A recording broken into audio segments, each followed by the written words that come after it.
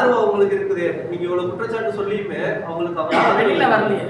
வெளியே இவ்வளவு பேர் வந்திருக்காங்க. இல்ல அங்க அதிக அளவுல இருக்காங்க. அதாவது இங்க என்னன்னா பயம் தான்.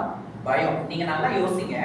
இன்னைக்கு எங்களை விட பிரிவிலேஜான ஒரு சமூகம் தான் ஆண் பெண் சமூகம். நீங்க உங்களுக்கே ஒரு திருநங்கையை பார்த்தா அவ்வளவு பயம் வருது. நீங்க வந்து வீட்டுக்கு முன்னாடி கைதட்டி பிரச்சனை பண்ணிப்பாங்களா, முழுசா துணியெல்லாம் அவுத்து போட்டு பிரச்சனை பண்ணிப்பாங்களா? இவங்க வந்து ஒரு 40-50 பேரை சேர்ந்து வந்து வீட்டை முன்னாடி துணியெல்லாம் அவுத்து போட்டுக்கிட்டா நம்ம வீடை காலி பண்ண வைப்பாங்களே. நம்ம பொண்டாட்டி முன்னாடி அசிங்கமே, பிள்ளைங்க முன்னாடி அசிங்கமே, இவ்வளவு விஷயத்த நீங்க யோசிக்கிறீங்களே. அப்ப நாங்க எங்களுக்கு வந்து வீடு கொடுக்க மாட்டாங்க. அப்போ ஃபர்ஸ்ட் பயம் எனக்கு. நான் சொல்றேன் என்னோட இதுல இருந்து இந்த விஷயத்த நான் வெளியே பேச வரும்போது நான் யோசித்த விஷயம் என்ன அப்படின்னா, எனக்கு ஃபர்ஸ்ட் என்ன அப்படின்னா வீடு போகும்.